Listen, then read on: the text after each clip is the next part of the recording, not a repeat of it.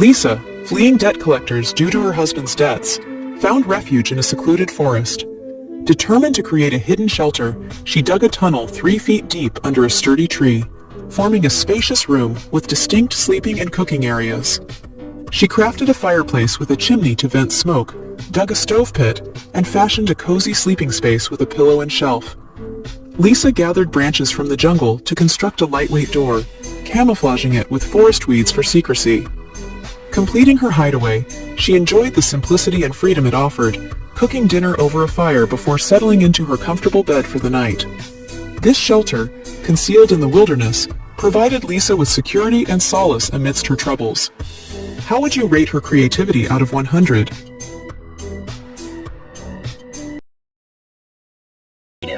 He made a compact and portable wood-burning stove using a stool. He started with a plastic stool and some foam, wrapping the foam around the edges and securing it with tape.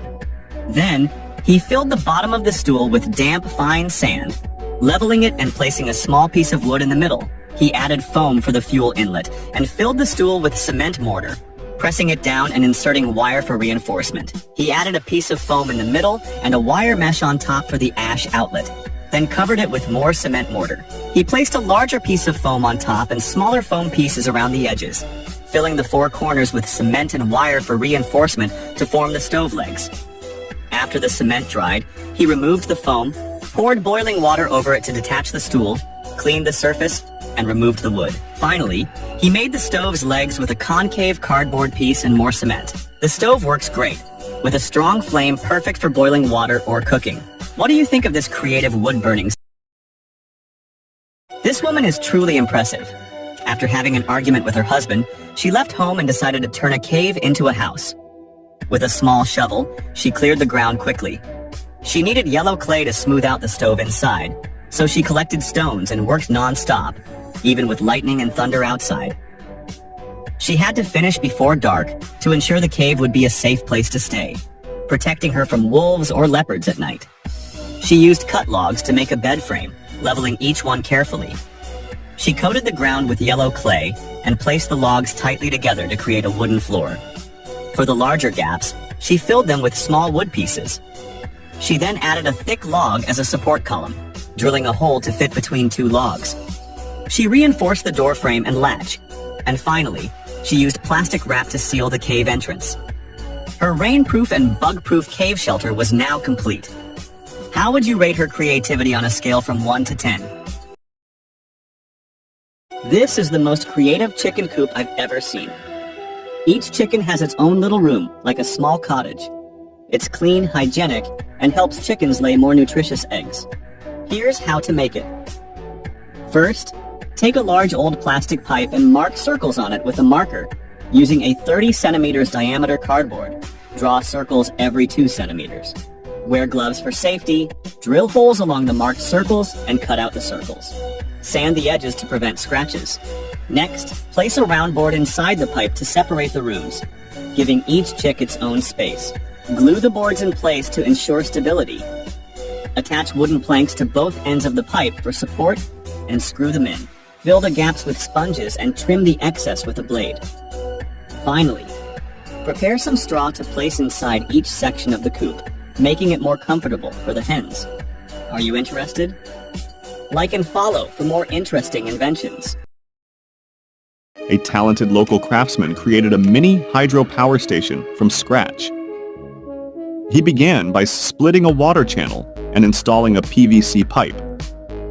He then built a conical brick structure around the pipe, securing it with hooks to keep the bricks in place. After filling the gaps with cement and letting it dry, he added more layers of bricks with indented corners to accommodate water tubing. Once the funnel was complete, he constructed a sturdy wall in front of it, embedding it in cement. He then made a small water gate from bricks and a tin plate.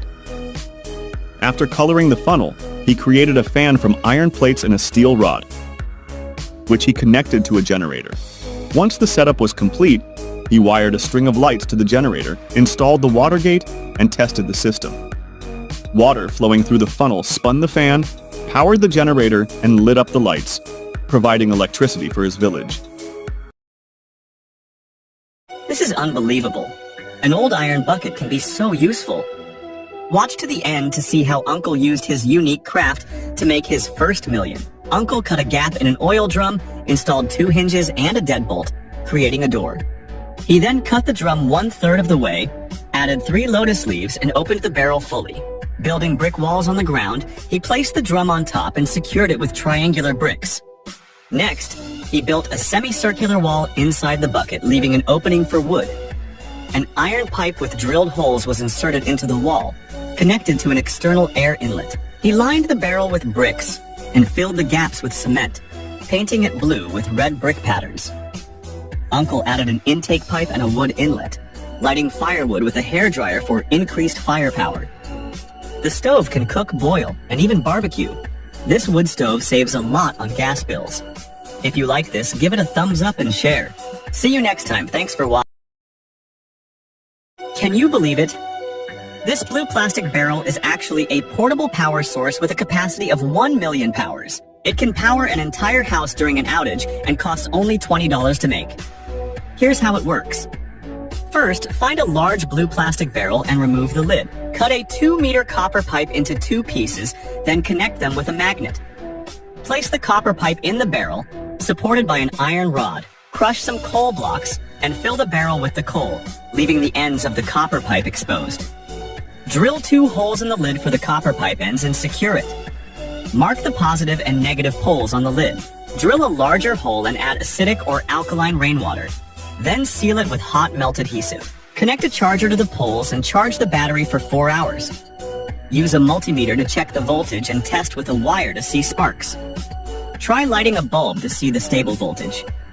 Now you have a portable power source to handle any power outage at home.